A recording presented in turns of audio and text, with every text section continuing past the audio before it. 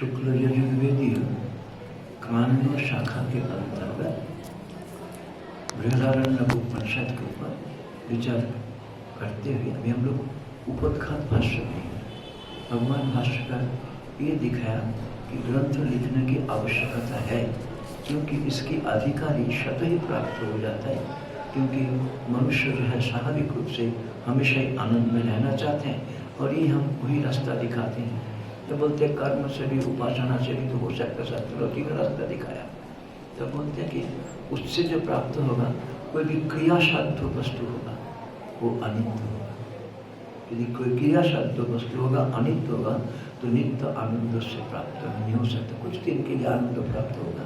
इसलिए उपनिषद की आवश्यकता ये है आत्मा की यथार्थ स्वरूप को दिखा करके, क्योंकि आत्मा को हम क्या मानना का कर्ता भोक्ता माना, इसलिए हम सुख दुखी होते हैं। तो आप अकर्ता अभोक्ता असंग नित्य शुद्ध बुद्ध मुक्त स्वभाव, इस प्रकार स्वभाव दिखाने के लिए ग्रंथ को लिखने की आवश्यकता ऐसा करके दिखाया। अच्छा ठीक है, यदि आप आत्मविद्या को ही कहना चाहते हैं, यहाँ पे ग्रंथ का शुरू उषा समेत से उपासना कैसे क्यों शुरू किया? तो नहीं शुरू करना चाहिए था, ब्रह्म का इदम वहाँ से शुरू करना चाहिए था, ठीक है ना। इसको लेकर के शुरू हुआ था। तो बोलते हैं कि अभिप्राय ये है, जिन व्यक्तियों की मतलब जिन वर्णों की इस अश्वमेध याग करने की अधिकार नहीं है, वो लोग भी यदि अश्वमेध याग की फल को प्राप्त करना चाहते हैं वो उपासना के माध्यम से कर सकते हैं। उपासना से पूर्ण फल मिल जाएगा, क्योंकि ऐसा दिखाया गया है। क्या दिखाया? विद्या व कर्मणा व तद्भेदत लोकजित एवं, निश्चित ही आप जो है जो फल आप कर्म से प्राप्त करना चाहते हैं वो फल आप उपासना से भी प्राप्त कर सकते हैं। और निश्चित ही उपासना जो है लोक प्राप्ति के लिए साधन है, तद्भेदत लोकजित एवं, ठीक है ना। हम लोग इसी के ऊपर टीका पढ़ रहे थे कल, पेज 16 में टीका चल रहा था ना। देखिए यहाँ पे कि जो अश्वमेधेन जजित, फिर उसके बाद सर्वम पापमानम तरति तरति ब्रह्महत्यामिति संबंध, ठीक है ना। यहाँ तक मतलब अश्वमेध याग की जो फल है वो क्या है, समस्त पाप को पार कर जाता है और ब्रह्महत्या की पाप को भी पार कर जाता है, इतना ही ब्रह्म। तो इस प्रकार जो है हिरण्यगर्भ पद में वो प्रतिष्ठित हो जाते हैं। चलिए, कर्म से भी हो सकता है, उपासना से भी हो सकता है। इसीलिए जिन अधिकार का मतलब ब्रह्मा जी के पद में बैठने की इच्छा रखने वाला अथवा ब्रह्मलोक को जाने की इच्छा रखने वाले व्यक्ति, जिसको अश्वमेध याग करने की अधिकार नहीं है, वो अश्वमेध उपासना के माध्यम से उसको प्राप्त कर सकते हैं, ठीक है। पूर्ववादी ने बोला उपासना तो है, परंतु उस कर्म के साथ जोड़ करके उपासना है। कर्मांगबद्ध उपासना, स्वतंत्र उपासना नहीं है। तो भगवान भाष्यकार बोला नहीं, श्रुति ने दिखाया स्वतंत्र उपासना से भी फल मिलता है। पंचाग्नि विद्या में सारा जो आहुति आदि है परंतु कर्म नहीं है, वो परंतु उपासना है। और उपासना से क्या है, वो अग्निहोत्र कर्म करने से आप स्वर्गलोक जाएंगे और अग्निहोत्र उपासना करने से आप ब्रह्मलोक जाएंगे। शास्त्र ने दिखाया, बहुत दिखाया। इसलिए जो है यहाँ पे उपासना से भी स्वतंत्र फल मिलता है। तो देखिए यहाँ तक कल हमने पढ़ लिए थे, सर्वम पापमानम तरति तरति ब्रह्महत्याम इति संबंध, ठीक है ना। इस प्रकार फल को वो प्राप्त कर जाते। ज्ञान कर्मणयोर तुल्य फलतस्य न्यायत्वात् इति शेष, चाहे आपको उपासना के द्वारा चाहे कर्म के द्वारा, यहाँ पे ज्ञान शब्द के द्वारा आप कर्म आत्मज्ञान लेंगे कि नहीं लेंगे? नहीं, ये उपासना है, क्योंकि कर्म के साथ फल की तुलना कर रहे हैं। इसीलिए ज्ञान कर्मण्योर तुल्य फलतस्य, मतलब दोनों की, ज्ञान का भी उपासना का भी जो फल, कर्म का भी वही फल है। तुल्य न्यायत्वाति होना, युक्ति संगत होने के कारण इति शेष, ये कहाँ पे जोड़ना पड़ेगा? इति शेष,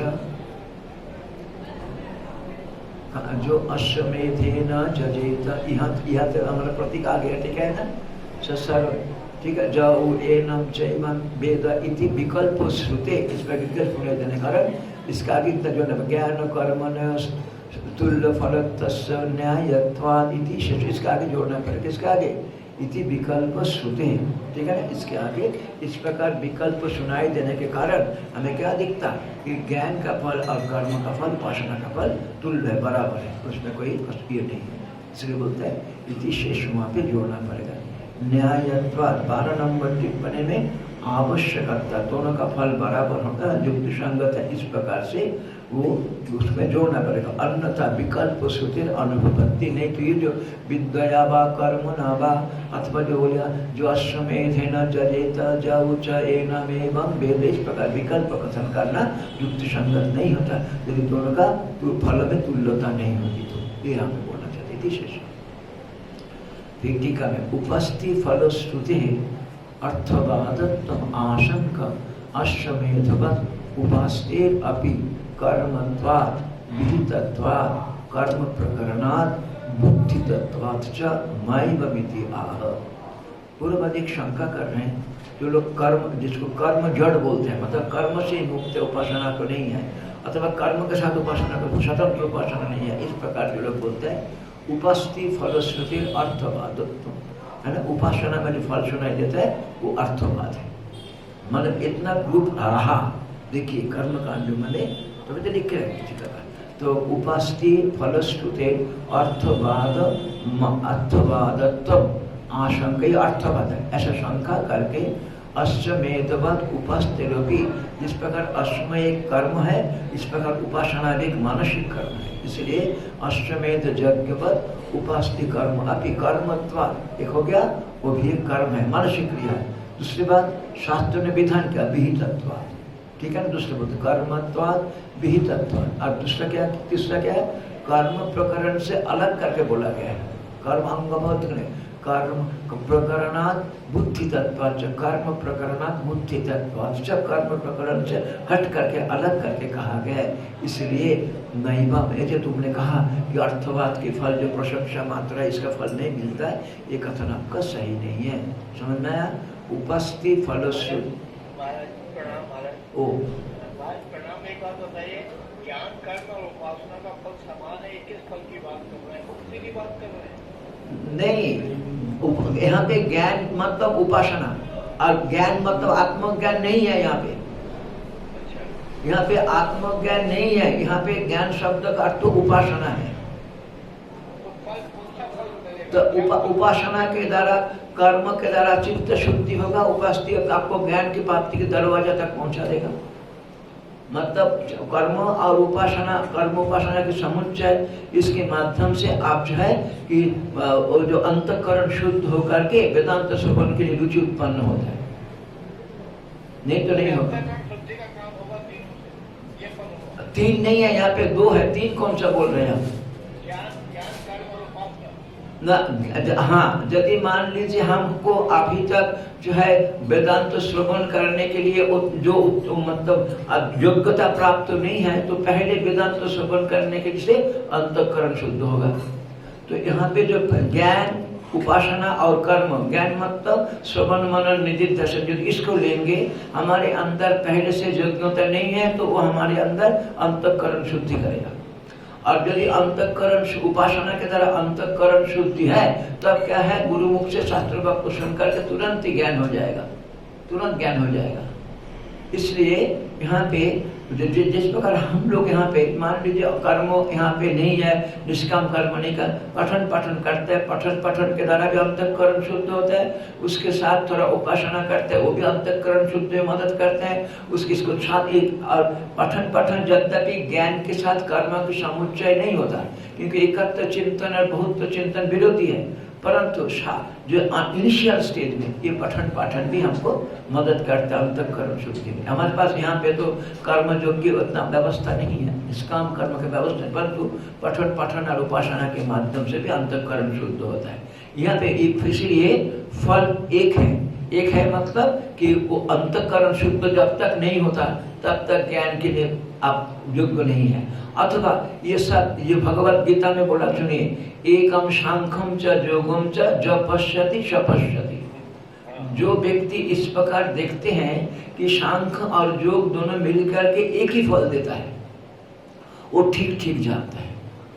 यहाँ पे शंख शब्दों में दो इंक्लूड हो जाएगा। ज्ञान मतलब उपासना करिए अथवा पठन पाठन के, पठन पाठन भी एक उपासना है। जब तक ज्ञान नहीं हुआ पठन पाठन उपासना क्यों हुआ? आपको मनन करना पड़ता है। परंतु भगवान भाष्यकार छांदोग्य उपनिषद की शुरू में बताया सामान्य उपासना की तुलना में मनन इज बिट बेटर। सामान्य उपासना भी मानसिक क्रिया है और मनन भी मानसिक क्रिया है। परंतु मनन करने के लिए आपको क्या करना पड़ेगा?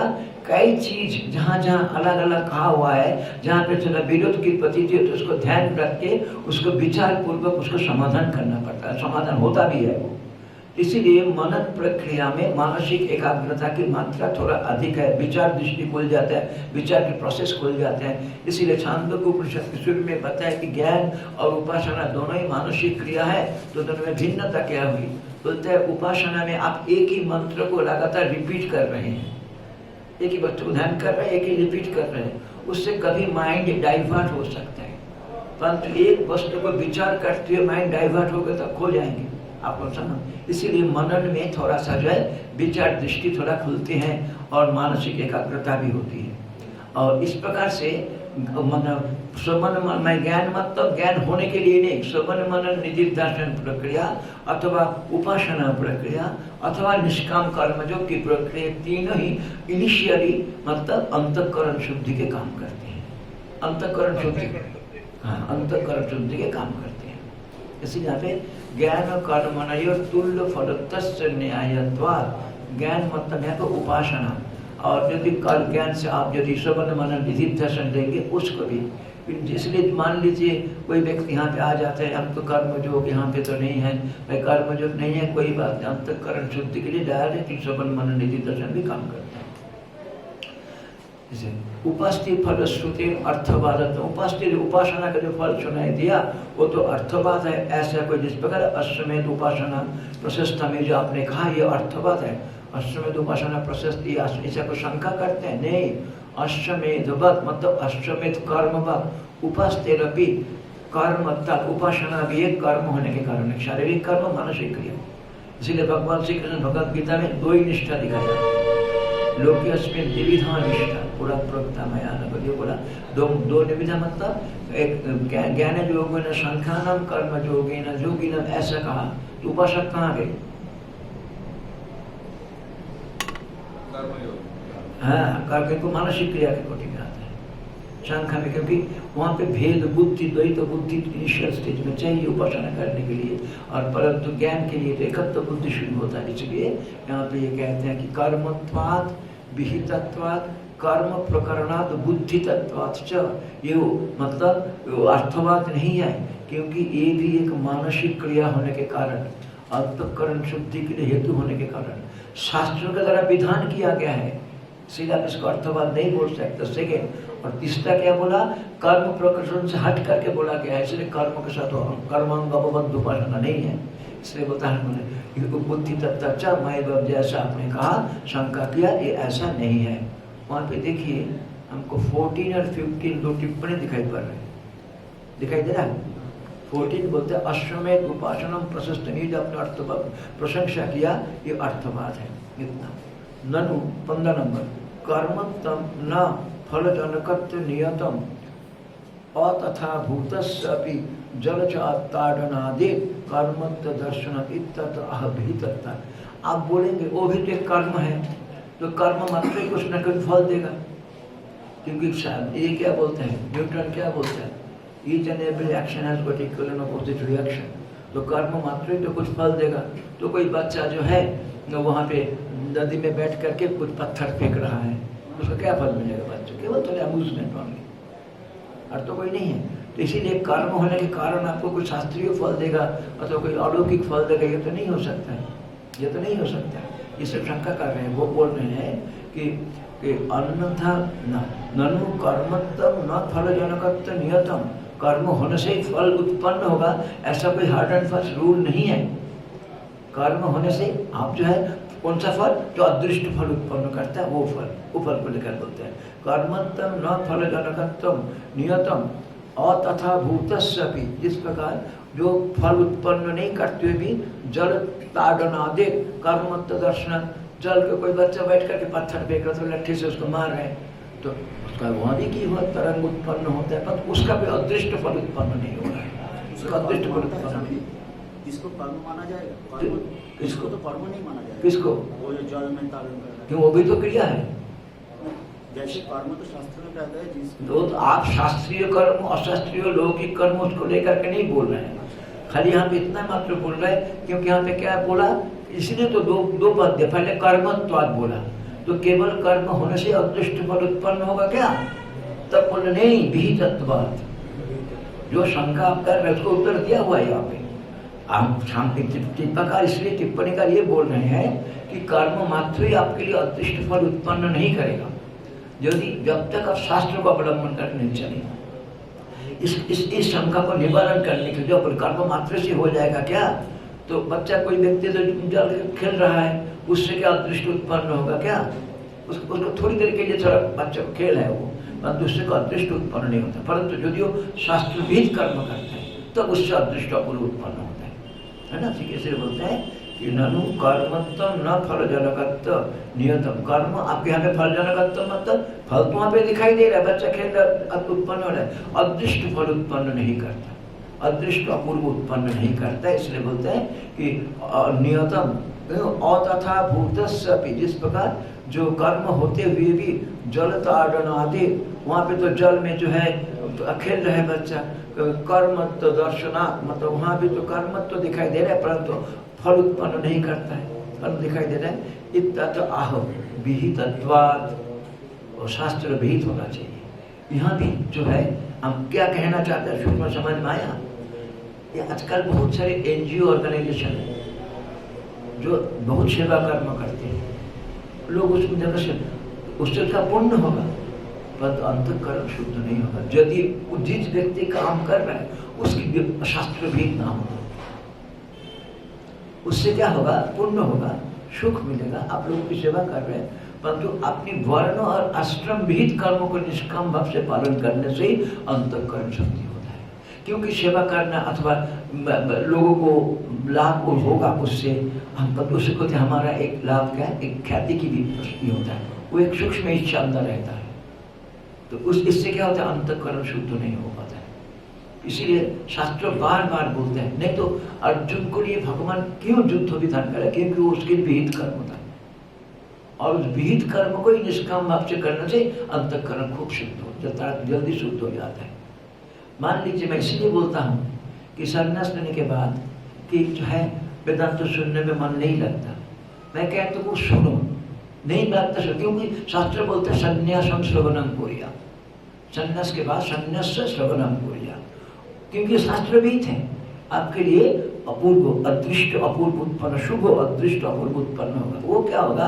पहले पूर्व की तो दूरी थी, जो हमको वेदांत तो सुनने में रुचि नहीं उत्पन्न, उसको पहले मिटाएगा, आपके लिए शुभ अदृष्ट उत्पन्न करेगा, शुभ अदृष्ट उत्पन्न करके फिर आपको वेदांत श्रवण मनन में रुचि दिलाएगा। यही अंतःकरण शुद्धि की रास्ता है। क्योंकि जब यहाँ पे आ गया, एक मेरे को चैतन्य स्वामी जी बोले थे, जब यहाँ पे बज गए स्कूल स्वामी जी को मेरे को बोला था थोड़ा सा यहाँ पे, तो बोलते देखो जब भगवत कृपा से पूर्व के कर्म से यहाँ पे आ गया, यहाँ पे कोई और कर्म योग की व्यवस्था नहीं है, उसके लिए कभी भी अन्न चित्र अथवा अस्पताल स्कूल ये सब की चिंता आने ही मत देना मन में। उसके लिए तुमको भगवान यहाँ पे नहीं भेजा। यदि कुछ प्रतिबंधक है पठन से चला जाएगा, वो पठन से चला जाएगा। उसमें एक ही चीज में लगो, बार बार मना करते थे, कोई अन्न क्षेत्र, कोई स्कूल, कोई गौशाला आदि मत हो, गाय मत पालो, तो हमारे गुरु जी का भी नहीं जैसे कुछ पशु पक्षी को मत पालो। तो इसलिए जो है, क्योंकि वो जो है प्रतिबंधक बनता है। ये जो NGO वगैरह में जो काम करते हैं इसको कर्मयोग भी नहीं माना जाएगा? हाँ, यदि किसी का वर्ण और आश्रम विहित कर्म होगा, कोई व्यक्ति ऐसा है जो तो उनके, परंतु इसका कर्मयोग के रूप में हम ऊपर बोल सकते हैं। भगवत गीता के भगवत गीता के आधार पर कर्म योग तो उसको बोला जाएगा, ठीक है, कि भगवान के साथ मन को जोड़ने का प्रयास, और उसकी कोई फलाभिसंधि नहीं है। परंतु कर्म जो NGO ऑर्गेनाइजेशन में देखना, भगवान के साथ मन जोड़ने का प्रयास की मात्रा बहुत कम रहता है कि नहीं? तो एब्सेंट होता है मोस्ट ऑफ द। हाँ, वहाँ पे योग युक्त विशुद्धात्मा विजितात्मा जितेंद्रिय सर्वभूतात्म भूतात्मा कुर्वन्नपि न लिप्यते। कर्म जो कब होगा? योग युक्त, परमात्मा के माने योग के माध्यम से परमात्मा के साथ मन को जोड़ने का प्रयास। जब तक ये नहीं होगा तब तक अंतःकरण शुद्ध नहीं होगा। योग युक्त विशुद्धात्मा, इससे क्या होता है? क्रम है, भगवत गीता के श्लोक पंचम है कि वेरी नाइसली एक स्टेप दिखा है भगवान। क्या होता है? योग युक्त, तो पहला यहाँ करना पड़ेगा, कोई भी कर्म को करते समय भगवान के साथ मन को जोड़ने का प्रयास करो, तब क्या हो जाएगा? कर्म योग में बदलेगा, है ना। कर्तृत्व अभिमान छोड़ करके भगे फर्स्ट योग, यदि ऐसा कर सकते हो तो अंतःकरण शुद्ध होगा, कर्तृत्व बुद्धि जाएगा, फल इच्छा जाएगा। विशुद्ध आत्मा, यहाँ पे आत्मा शब्द करता है अंतःकरण। योग युक्त विशुद्ध आत्मा विजित आत्मा, इसके विजित आत्मा मतलब क्या हो गया? तब आप क्या करोगे? आत्मा के ऊपर विजय प्राप्त करने, मतलब जो बॉडी के साथ आइडेंटिफिकेशन था, अंतःकरण शुद्ध हो रहा है कि नहीं हो रहा है, उसका माइलस्टोन क्या है? Your identification with the body. कोई कुछ बोला तुरंत रिएक्ट कर दिया, नहीं, अंतःकरण शुद्ध हो गया। वो तो शरीर इंद्रिय मन बुद्धि, इसका मेरा क्या संबंध है? शरीर के साथ आत्मा छूटता रहेगा। तो योग युक्त विशुद्ध आत्मा विजित आत्मा जितेंद्रिय, then you will have total control on your sense organs. तब आपका सारा इंद्रियों के ऊपर कंट्रोल आएगा। तब क्या हो जाएगा? सर्वभूतात्म भूतात्मा। इस अवस्था में आप समस्त भूत में अपने को ही देखोगे, तब भगवान को देखोगे। तब जाके क्या होगा? कर्म करने पर भी उस फल की तरह तुम नहीं पाएगा, नहीं। गुरुवर कभी एक ही श्लोक में कितना सुंदर भगवान ने स्टेप बताया। पंचमहायज्ञ में एक तो यज्ञ आता है भूत यज्ञ। हाँ, तो भूत यज्ञ में जैसा गोपालन या गो सेवा को भी एक अंग के रूप में लिया। वो किसके लिए है? अंतःकरण पंच महायज्ञ किसके लिए है? गृहस्थ के लिए। गृहस्थ के लिए है, सन्यासी ब्रह्मचारी के लिए नहीं है। वो गृहस्थ के लिए विधान किएगा, और वो करेगा, वो करना चाहिए उसको। उसके लिए कर्म योग हो गया। हाँ, वो अपना शास्त्र विहित कर्म जो भी करेगा, किसी आश्रम में शास्त्र ने विधान किया उसको पंचमहायज्ञ, ऋषि देव ऋषि यज्ञ, देव यज्ञ, पितृ यज्ञ, भूत यज्ञ, नृ यज्ञ, 5 यज्ञ का विधान किया है। वो गृहस्थ के लिए है। हमारे लिए केवल आप इस समय जो है आपको पितृ ऋण चुका नहीं सकते हो, आप भूत ऋण चुकाने की आवश्यकता नहीं है, केवल ऋषि ऋण और देव ऋण चुकाओ। हम ऋषि ऋण चुकाते हैं इससे। जैसे कि छांदोग्य उपनिषद इत्यादि में आता है, गुरु जी उनको बोलते हैं गो सेवा करने के लिए, ब्रह्मचारी को भी गो सेवा करने के लिए। जी जी, तो फिर अंतर्गत शुद्ध हो रहा है, निश्चित शुद्ध होता है। क्योंकि वो जो गाय को लेकर के जंगल में जाना, और सबसे बड़ी बात है गुरु हम लोग जंगल में भेज दिया, तो यही तो गुरु आज्ञा को पालन से ही अंतःकरण शुद्ध होता है। मुख्य बात चीज यही हुई है। लेकिन वहाँ भी तो जो ऋषि है वो भी तो गृहस्थ ही है। कौन? जो गुरु है जिसने गाय लेके भेजा है वो गृहस्थ गुरु की है। गृहस्थ होने पर भी आत्मज्ञानी है। ये गृहस्थ में आत्मज्ञान नहीं होगा ऐसा तो नहीं बोला। तो भगवान भाष्यकार जो हमारा मुंडक उपनिषद आप लोग पढ़ रहे हो, उसको शुरू में देखना, ब्रह्म देव्यभ्य संभव भविष्यस्य कर्तव्य मनस्य गुप्त सर्वविद्या सर्वविद्या प्रतिष्ठा ब्रह्म विद्या अथर्व ज्येष्ठ पुत्राय प्राह। भाष्यकार के ऊपर सीधा प्रहार किया, आप संन्यास बोलते श्रुति बोलते हैं ज्येष्ठ पुत्र। तो गृहस्थ आश्रम में तो इसका परिवार ये परंपरा चल का है। भगवान भाष्यकार वहाँ पे लिखते हैं, वहाँ पे जो आपको गृहस्थ आश्रम दिखाई दे रहा है वो गृहस्थ आभास है, क्योंकि वो तो परंपरा को चलाने के लिए, विद्या की परंपरा को चलाने के लिए, परंतु गृहस्थ में आसक्त नहीं है। ठाकुर रामकृष्ण जी बोलते हैं गृहस्थ है, परंतु क्या गृहस्थ जीवन है उनका? इसीलिए ये जो है वो व्यतिक्रम है। परंतु पहले जमाने में ऋषि लोग जो है गृहस्थ थे, जाकर बोल के 2 पत्नी, मैं तो ज्ञान देखो। इसलिए आपका व्यवहारिक जीवन ज्ञान में प्रतिबंधक नहीं बनता यदि मन वहां पर आसक्त ना हो। परंतु हमारे क्या होता है, आसक्ति इतना हो जाता है कि वहां से निकलना मुश्किल पड़ता है। यदि पहले जैसे ऋषि तुल्य मन होता तो कुछ नहीं भी हो सकता है। गृहस्थ जीवन में जो लोग नौकरी करते हैं आज जो सबसे ज्यादा दिखाई देता है, उनको कभी भी उनका चित्त शुद्ध ही नहीं होगा। ऐसा नहीं बोल सकते हैं हम, क्योंकि कभी भी नहीं होगा। डिपेंड करता है उसका आज इंटेंसिटी और उस पैसे को किस काम में लगा रहा है। ये सब चीज इसी जगह भाग उस पैसा तो कमा रहा है, परंतु जितना परिवार के लिए चाहिए उतना रख करके बाकी सारा पैसा जो है वो सेवा काम में लगा देते हैं।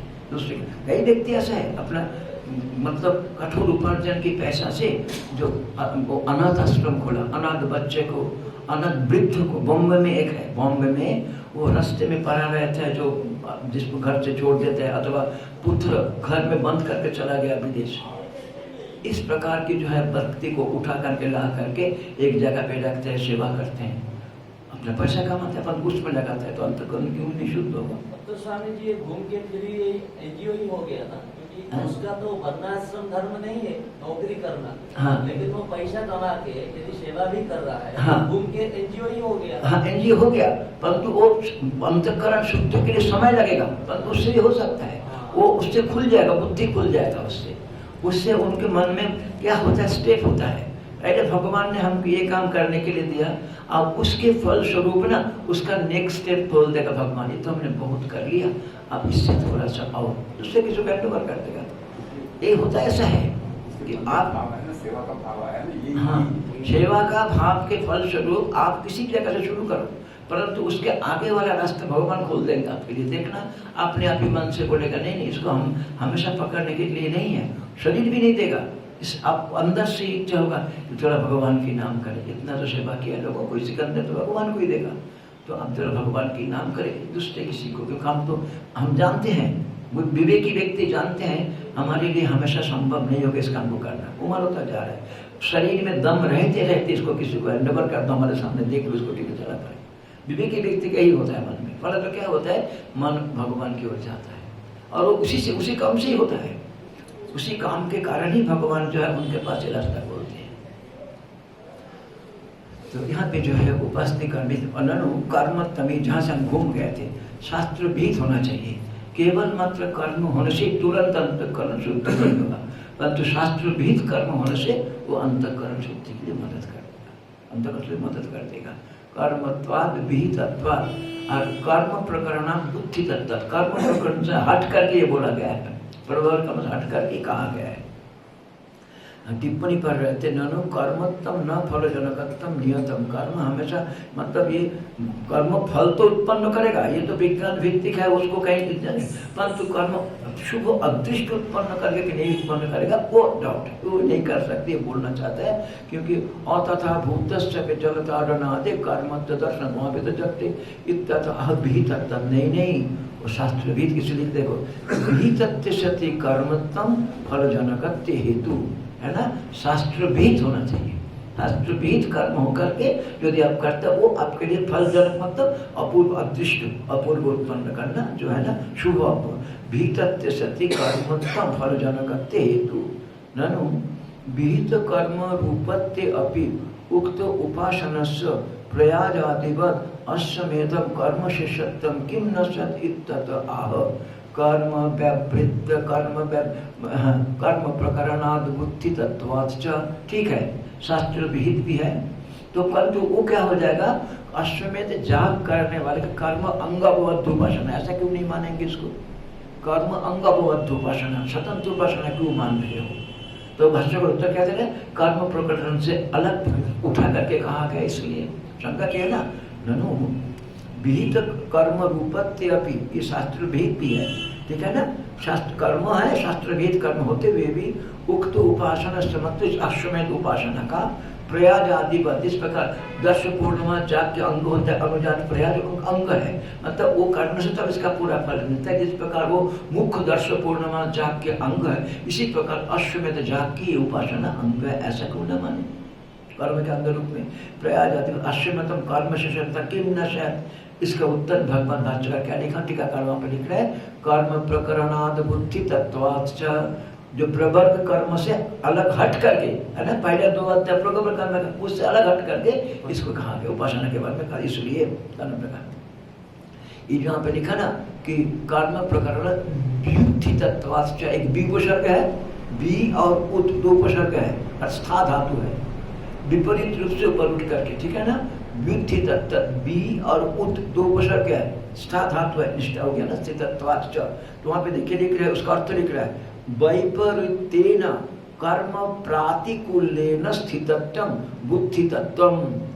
क्या देखिए मतलब ये इसका नहीं है, ये हमारे आनंद में सुरेश्वर चर्चा करते ये होता है, माने विपरीत मतलब कर्म करने के लिए जो भावना था उससे विपरीत भावना, कर्म प्रातिकूल्येन स्थितत्वं मतलब कोई शारीरिक कर्म नहीं करते, भगवत चिंतन में मन को लगाने का इच्छा, इस भाव में सिद्ध हो गया।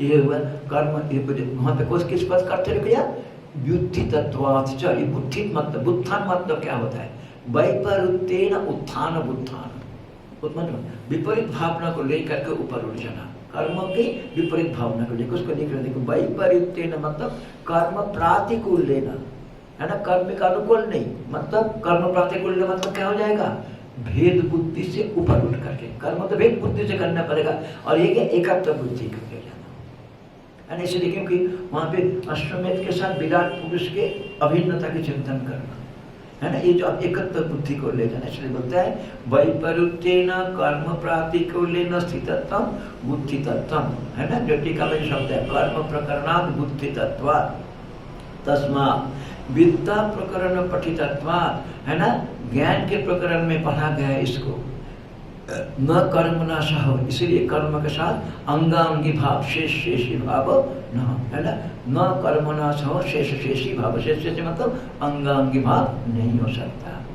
ठीक है, छोटा छोटा सारा शंका जितना होता है ना वो सब विद्या वेदांत में मिल जाएगा, कर्म से ऊपर उठ करके विद्या प्रकरण।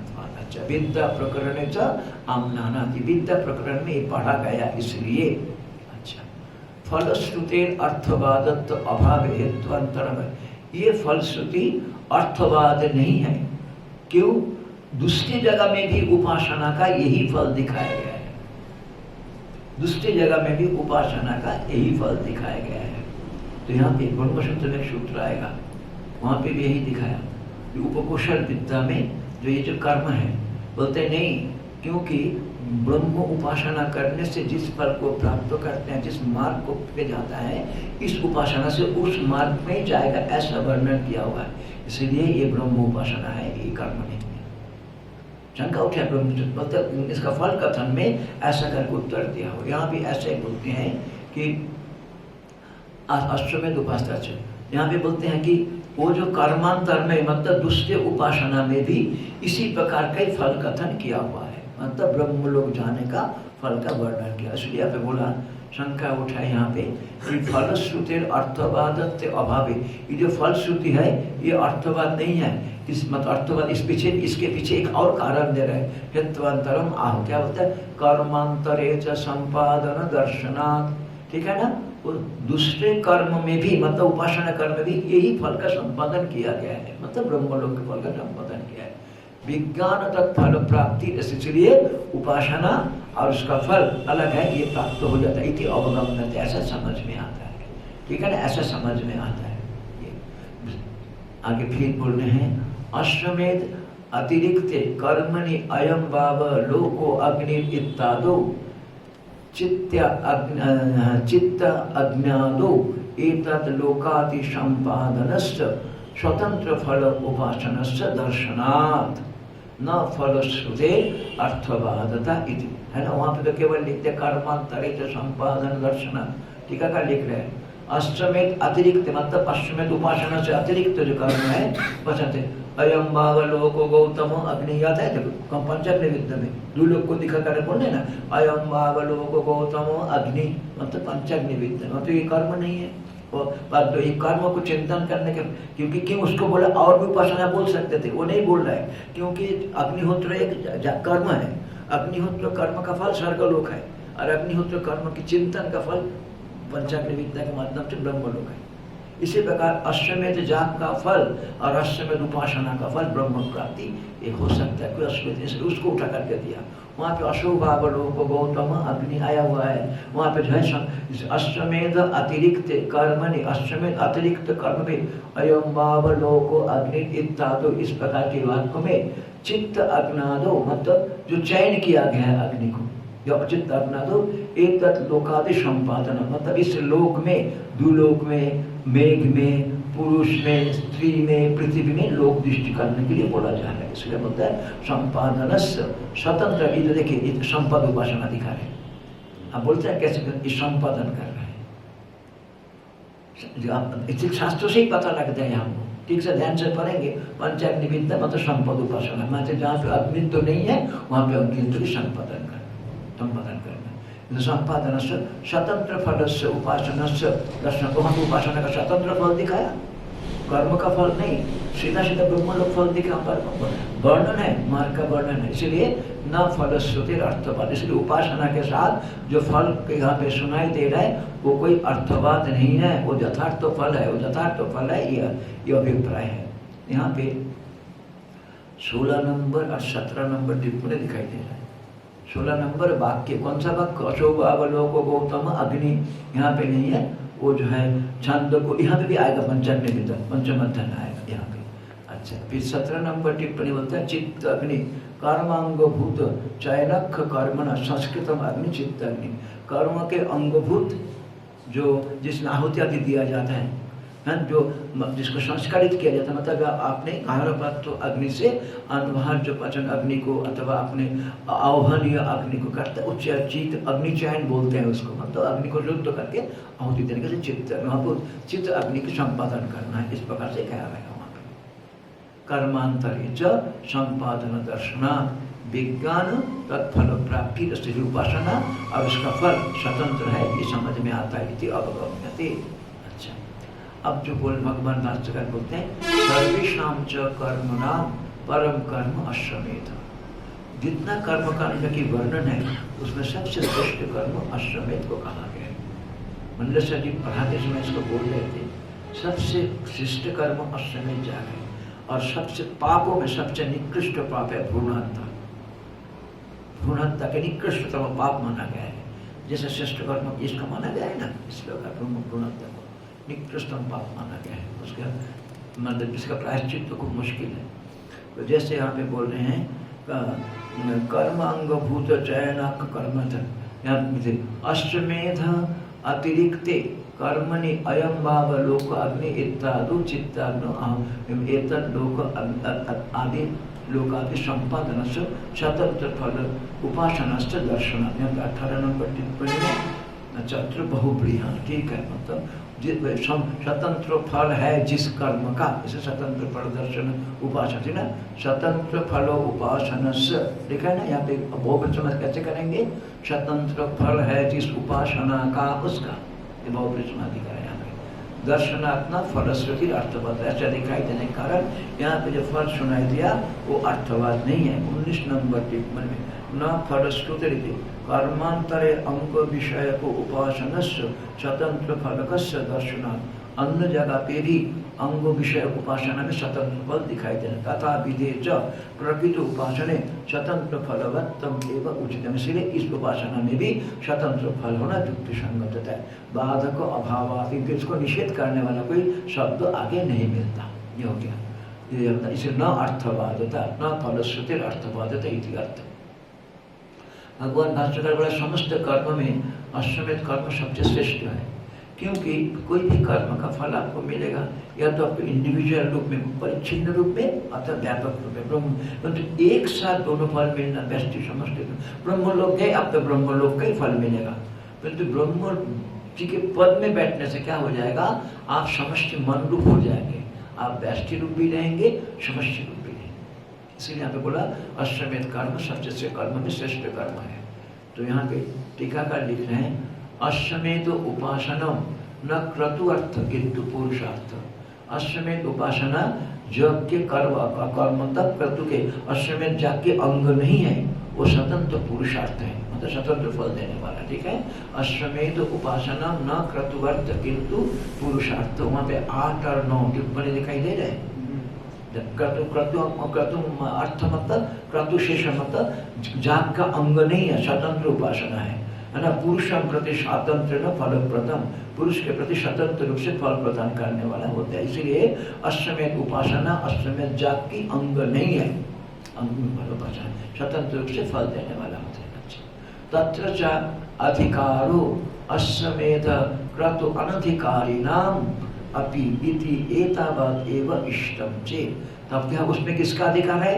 जिसको अश्वमेध जाप करने का अधिकार नहीं है वो उस उपासना को कर सकते हैं। इसलिए बोलते हैं तत्र मतलब इस अश्वमेध उपासना में जो अधिकार किसका? अश्वमेध क्रतु अनधिकारी ना, जो अश्वमेध जाप में जिसका अधिकार नहीं है, अधिकार अभी इति एतावत् इष्टम, यही कहना तुम्हारा अभिप्राय था। उपासना कर्म प्रकरण, यदि उपासना कर्म प्रकरण में होता तो अभी तो यही हम बोल सकते थे। कर्म प्रकरण में बोलने पर भी उपासना, ये जो उपासना किसके लिए है? जो कर्म में अधिकार नहीं है, उससे भी प्राप्त हो सकता था। चेत उपासने कर्म प्रकरण स्थे अपि तल्लाभा विद्या प्रकरण नास्ति अध्ययनम अर्थवाद इति आशंका। इसलिए विद्या प्रकरण में आया हुआ है, इसलिए ये अर्थवाद ऐसा मानना पड़ेगा, ऐसा शंका करते हैं। तो ऐसी बात नहीं है, क्योंकि समस्त कर्म में श्रेष्ठ कर्म अश्वमेध जाप को माना गया, अश्वमेध कर्म को माना गया। इसलिए समस्त उपासनाओं में अश्वमेध उपासना भी श्रेष्ठ उपासना है, क्योंकि वो भी अहंग्रह रूप में। मतलब क्यों? आप जो हिरण्यगर्भ पद, किसके लिए? जो हिरण्यगर्भ पद में बैठना चाहते हैं, जो अंतःकरण शुद्धि करना चाहते हैं, उसके लिए नहीं है ये, उसके लिए तो अलग बात है। तो निष्काम से जो हिरण्यगर्भ पद में बैठना चाहता है, क्योंकि लोग पद की आकांक्षा होती है ना, इसलिए श्रेष्ठ पद है, श्रेष्ठ पद है। वहां पे 10 नंबर टिप्पणी दिखाई दे है।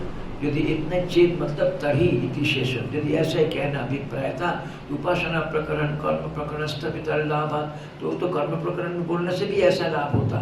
क्यों? उपासना जो लोग अधिकारी नहीं है वो लोग ऐसा करें, उसको कर सकते हैं। नस्ति अध्ययन अर्थवाद, इसीलिए यहाँ पे जो है उपासना में वो मतलब ज्ञान के प्रकरण में इसके पढ़ना जो अधिक लाभदायक नहीं है, ऐसा शंका करते होते नहीं। सर्वेषां च कर्मणां परम कर्म अश्वमेध, समस्त कर्म श्रेष्ठ कर्म अश्वमेध, उसका अलग करके दिखाने के लिए, उसका अलग करके दिखाने के लिए। क्यों श्रेष्ठ कर्म है? क्योंकि उसका 2 फल एक साथ व्यंजन है, समष्टि व्यष्टि प्राप्ति फलत्वात्, है ना। एक साथ समष्टि और व्यष्टि दोनों की प्राप्ति होता है। समष्टि व्यष्टि क्या वस्तु है? यहाँ पे बोलते हैं परत्य हेतु, मतलब अश्वमेध कर्म सबसे श्रेष्ठ कर्म है। कारण क्या है? समष्टि व्यष्टि प्राप्त फलत्वात्। देखो अनुवृत्त व्यावृत्त रूप हिरण्यगर्भ प्राप्ति हेतु तस्य श्रेष्ठता, ठीक है ना। अनुवृत्ति व्यावृत्ति ये सबसे अच्छी बात है। क्या बोलना है कि आप अनुवृत्ति मतलब सभी का समष्टि मन आप हो गए, ठीक है ना। मतलब आपका व्यावृत्ति भी है, आप स्वतंत्र अलग भी लोग भी रह सकते हैं। अनुवृत्ति व्यावृत्ति मतलब क्या हो गया कि समस्त मन के साथ तुम्हारा भोग नहीं होगा, जो इंडिविजुअल भोग है वो होगा, पर तो समष्टि मन को प्रेरणा देने वाला, समष्टि मन को जो है साथ उसके साथ रह करके व्यावृत्तिकरण, क्योंकि आप उससे अलग भी हैं, उससे अलग भी है। इसी प्रकार से ये हिरण्यगर्भ फल है। अनुवृत्ति व्यावृत्ति रूप हिरण्यगर्भ प्राप्ति हेतु। अनुवृत्ति व्यावृत्ति मतलब समष्टि मन के साथ एक होना, और फिर अपने इस प्रकार हिरण्यगर्भ व्यापक है और उसका अपना रहने की एक जगह भी है। भारत के प्रधानमंत्री किसी भी जगह पे रह सकते हैं, तो एक विशेष स्थान भी है। इसी प्रकार से अनुवृत्ति व्यावृत्ति रूप हिरण्यगर्भ प्राप्ति हेतु, हिरण्यगर्भ भी फल प्राप्ति के हेतु होने के कारण ये कर्म में श्रेष्ठ माना जाता है, उपासना में श्रेष्ठ माना जाता है। ठीक है।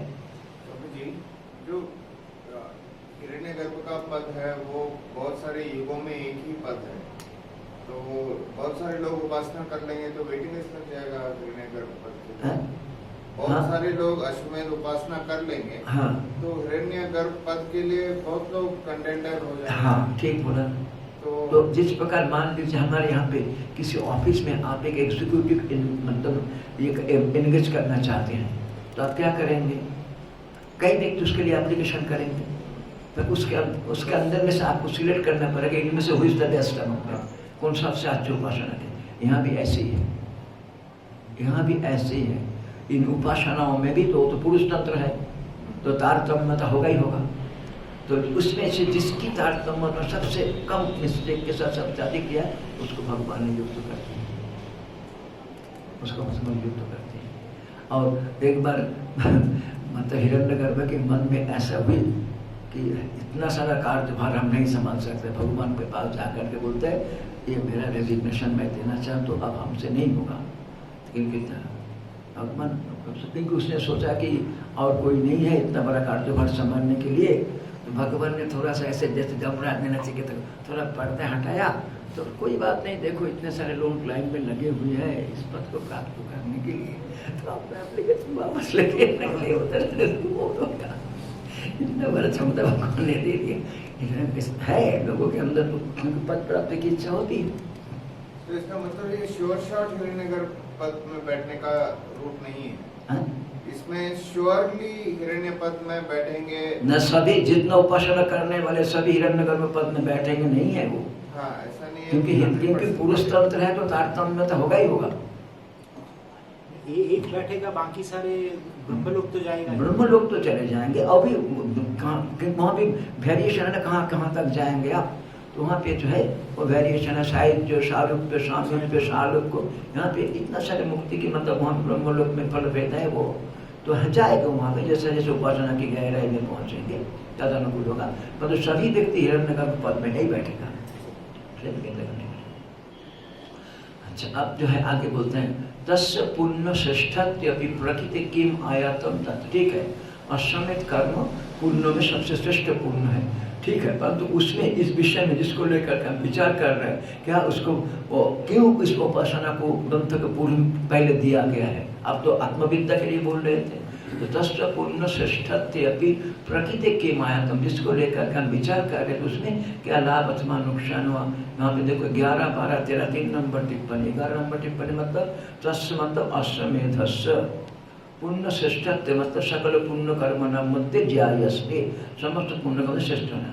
प्रकृति मतलब अश्वमेध उपासना अध्ययन से ब्रह्म विद्या प्रकरण क्या अर्थवत्त रूप है। अश्वमेध उपासना को ब्रह्म विद्या के प्रकरण में क्यों पढ़ा गया है, वो पर क्या शुरू करना चाहिए था, ब्रह्म व इदमग्रे आसीत् इत्यतो आरब्धव्य, यहाँ से शुरू करना है। इतो आरंभस्य किम फलस्वरूपे फलत्व रूपे च परम प्रकृति इति अर्थ, मतलब जो यह एक फल में कुछ लाभ होगा अथवा जो है कुछ और कुछ कहना चाहते हैं, क्यों यहाँ पे इसको पैसे पहले क्यों कह दिया गया, इसलिए बोलते हैं यहाँ पे कि ब्रह्म व इदमग्रे आसीत् इत्यतो आरब्धव्य शुरू कहाँ से करना चाहिए था, प्रथम अंत चतुर्थ ब्राह्मण से। वहाँ पे इत आरंभस्य किम फलत्व रूपे च परम प्रकृति इति अर्थ, मतलब जो मूल फल है आत्मज्ञान का फल उसमें मदद करने वाला है क्या कि अलग फल नहीं, मूल फल में भी मदद करने वाला है। क्योंकि जब तक उपासना के माध्यम से अंतःकरण शुद्ध नहीं होगा तब तक वो जो है आप आत्मज्ञान पूरा डाइजेस्ट नहीं कर पाए। उपासना के माध्यम से अंतःकरण, इसलिए क्योंकि एकम शंखम चल फल तो एक ही है। पहले यहाँ शुद्धाचार्य बोल के आया कर्म का कोई अलग फल श्रुति का अभिप्राय नहीं है, समस्त कर्म का अभिप्राय यही है। क्या अभिप्राय, अंतःकरण शुद्धि के माध्यम से उपासना के माध्यम से एकाग्र होकर के ज्ञान फल को प्राप्त करना, पूरा वेद के ही उपयोगिता है। परंतु लोगों को जैसे समझ में नहीं आएगा तो पामर जीव को बुभुक्षु बनाने के लिए फल कथन शब्द कर दिया गया। पामर जीव को बुभुक्षु, यही बात मैं बोली, इसलिए वेद में इतना भाग हो गया। इसलिए हम बोलते हैं प्रकृति अश्वमेध उपासना अध्ययनश्च, यहाँ पे जो अश्वमेध उपासना को सबसे पहले पढ़ा गया। ब्रह्मविद्या प्रकरण अर्थवत्व, ब्रह्मविद्या प्रकरण वो अर्थशाली कैसे हो सकता है, क्योंकि हम लोग ये कहना चाहते हैं ब्रह्म व इदमग्रे तो आरब्धव्य वहाँ से शुरू करना चाहिए। इत मतलब उषा व अश्वमेध से आरंभ से किम फलस्वरूपे जो परम प्रकृति, वो क्या फल रूप जो परम फल है उसी के साथ इसका कोई लाभ युक्त है अथवा स्वतंत्र फल है, दोनों है। दोनों है मतलब यदि आप स्वतंत्र रूप से फल प्राप्त करना चाहते हैं, जो अश्वमेध जाप करने का अधिकारी नहीं है वो ब्रह्मलोक तक चला जाएगा, तो ब्रह्म जी का पद तक बढ़ जाएगा। और यदि कोई अंतःकरण शुद्धि भेदन थोड़ा सा उपासना कर ले, विराट पुरुष उपासना कर ले, दोनों से का लाभ होता है। अच्छा, तो आगे देखिए भाष्य, इस एक पंक्ति को देखो, भाष्य का लिखते हैं तस्य च यह ब्रह्म विद्या प्रारंभे आत्मानं सर्व कर्मणां संसार विषयत्व प्रदर्शनार्थम तथा च दर्शयिष्यति फलम अशनाया मृत्यु भावम। क्यों यहाँ पे दिखाया कि सबसे श्रेष्ठ कर्म आपने किया, अब इसका फल सबसे श्रेष्ठ, परंतु उसका फल भी संसार के अंतपाती, उसका फल भी संसार के अंतपाती। जब आप हिरण्यगर्भ पद में बैठने जाएंगे तब आपको क्या होगा, उसको डर लग गया, उसका अपने में अप्रीति उत्पन्न हुई, ये संसार का अंतोत्पत्ति तो फल देगा। मतलब सबसे श्रेष्ठ पद को प्राप्त के बाद भी आपके अंदर शांति नहीं है, आरती हो रहा है। प्रत्येक जीव एक व्यवहारिक जीवन में देखिए, हम सोचते हैं कि उस पद को मिल जाने के बाद हमको मन शांत हो जाएगा, होता है क्या?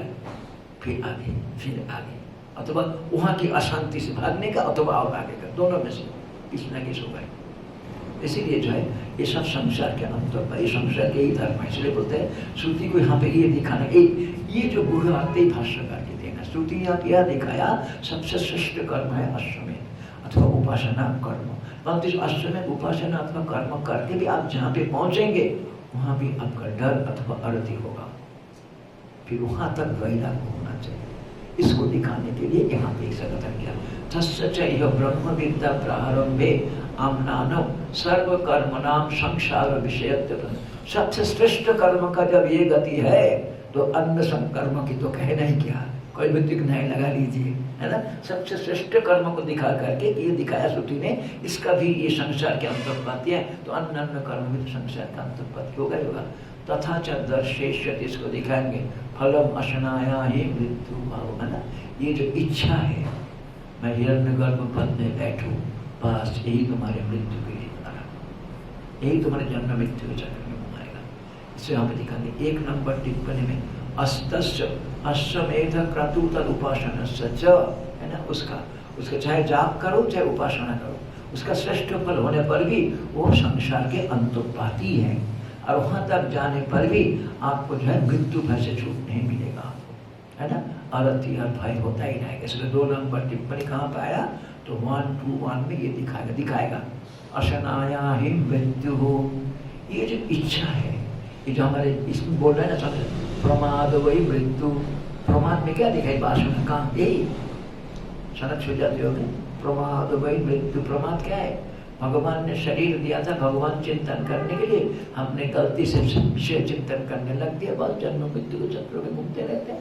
प्रमाद वही मृत्यु, अशनाया वही मृत्यु। ठीक है, आज यहीं तक रखेंगे, फिर कल देखते हैं। नहीं सॉरी, 2 नंबर दिया है, 3 नंबर टिप्पणी का मृत्यु अशनाया लक्षणया अशनायादिमान हिरण्यगर्भ तस्य मृत्यु भावम इति समस्त पदम। ठीक है, देखिए अशनाया लक्षण, अशना के द्वारा लक्षित होया, मतलब अशनायादिमान, अशनाया मतलब खाने पीने का इच्छा रखना, भूख की इच्छा रखने वाला कौन है, हिरण्यगर्भ।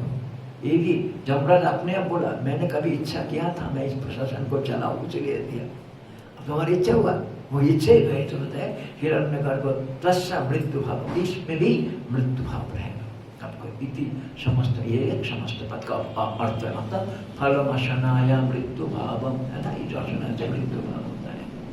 ठीक है, यहाँ पे ओम पूर्णमद पूर्णमिदं पूर्णात् पूर्णमुदच्यते पूर्णस्य पूर्णमादाय पूर्णमेवावशिष्यते।